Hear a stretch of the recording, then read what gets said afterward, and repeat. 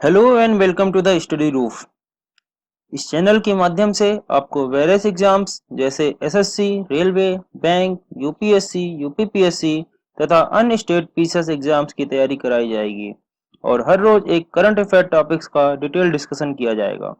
मेरा नाम है प्रकाश केशरवानी और आज का हमारा टॉपिक है why India GDP slump to 23.9%। सबसे पहले बात करते हैं जीडीपी होता क्या है। तो जीडीपी का मतलब होता है ग्रॉस डोमेस्टिक प्रोडक्ट यानी सकल घरेलू उत्पाद। एक देश के अंदर जितना भी उत्पाद होता है उसकी अंतिम बाजार मूल्य सकल घरेलू उत्पाद कहलाता है।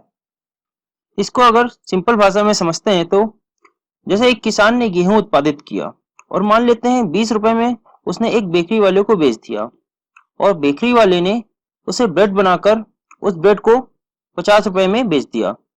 तो इसमें उत्पादित किए गए गेहूं का अंतिम मूल्य 50 रुपए है।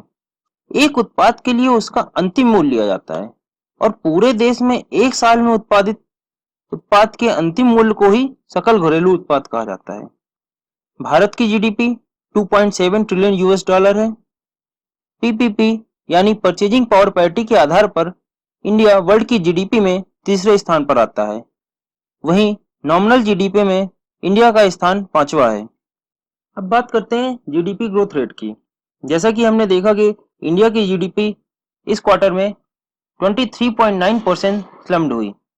तो देखते हैं जीडीपी और जीडीपी ग्रोथ रेट में क्या फर्क होता है। जीडीपी होती है उस देश की टोटल ग्रॉस डोमेस्टिक प्रोडक्ट और वहीं जीडीपी ग्रोथ रेट क्या बताता है कि उस पर्टिकुलर ईयर में या उस पर्टिकुलर क्वार्टर में उस देश की जीडीपी कितने परसेंट ग्रो हुई। माना किसी देश की जीडीपी 100 है और उसकी जीडीपी 10% रेट से ग्रो कर रही है तो नेक्स्ट ईयर उसकी जीडीपी 110 हो जाएगी। इसी तरह किसी देश की जीडीपी बढ़ती है।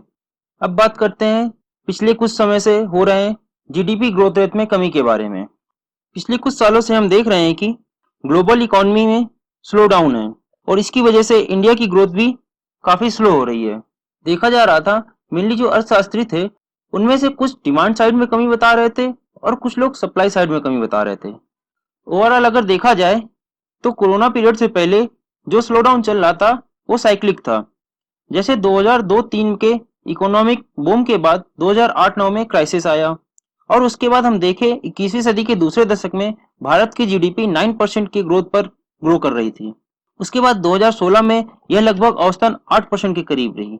अब हम यह कारण देखते हैं कि क्यों इस बार निगेटिव ग्रोथ हुआ, वो भी शॉकिंग 23.9%।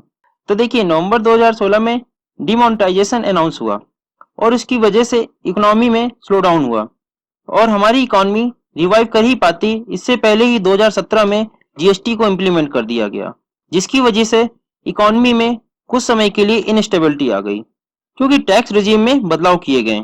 और जो सबसे बड़ा इम्पैक्ट था वो था लास्ट 5 महीने का लॉकडाउन।